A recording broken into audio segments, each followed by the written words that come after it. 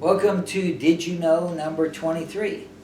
Anna's got a couple that she's going to go through. Are we still in Deuteronomy? We're almost done. There's just so much stuff. No, it's actually interesting facts. So just if you read through stuff and then you read through it again, you're like, I never thought about that before. So, all right, we are in Deuteronomy 32. Deuteronomy 32.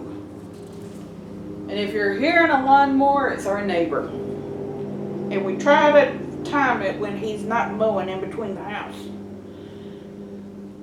All right, Deuteronomy 32, verse 10. He found him in a desert land and in the waste howling wilderness. He led him about, he instructed him, he kept him as the apple of his eye. Did you know that the expression apple of his eye came from the Bible? You've heard people, say, oh, his daughter is the apple of his eye. He'll do anything for her, Oh, his wife is the apple of his eye. Apple of his eye is actually legitimate. It's biblical. It's in the Bible. It's in the Bible, people. All right, next one. Deuteronomy 32:14.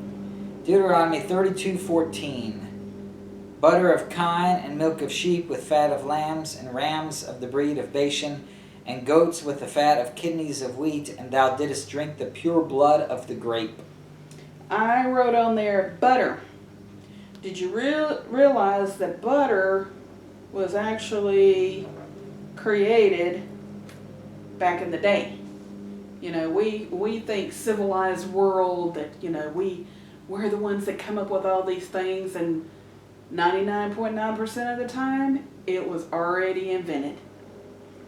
So those are my two. Okay, we're going to ask our question. Last time I asked the question, who used a woman for a heater? And the answer is King David. It is found in 1 Kings 1:1-4. 1 Kings 1:1-4. You may think, well, I guess she's full of a lot of hot air. No, that wasn't it. Now King David was old and stricken in years, and they covered him with clothes, but he gat no heat. Wherefore his servant said unto him, Let there be sought for my lord the king a young virgin, and let her stand before the king, and let her cherish him, and let her lie in thy bosom, that my lord the king may get heat.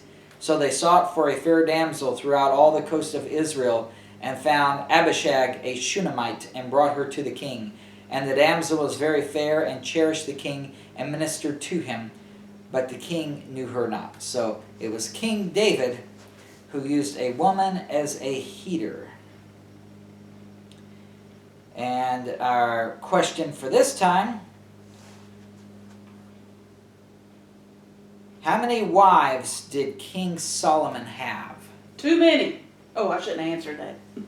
Give me the scripture reference that shows how many wives did King Solomon have.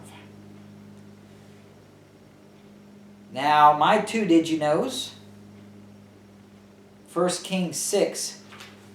There's a lot of talk, especially among Masons, about Solomon's temple, about how he built the temple of the Lord, and it was this great, grand, glorious thing. Did you know that Solomon spent a lot more time building his own house than he did the temple of the Lord? 1 Kings 6 goes over the building of the temple of the Lord.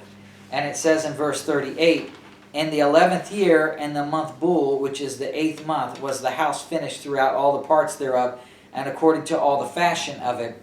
So was he 7 years in building it. So it took 7 years to build the temple of the Lord. And you think, wow, that was really a grand temple. And yeah, it was. But then look at the next verse, chapter 7, verse 1. But Solomon was building his own house 13 years, and he finished all his house. And you get the summary over in chapter 9, verse 10. 1 Kings 9:10 says, and it came to pass at the end of 20 years, when Solomon had built the two houses, the house of the Lord and the king's house. So, it takes him 7 years to build the temple of God. You think, wow, it's a glorious thing. Solomon takes 13 years to build his own house, almost double.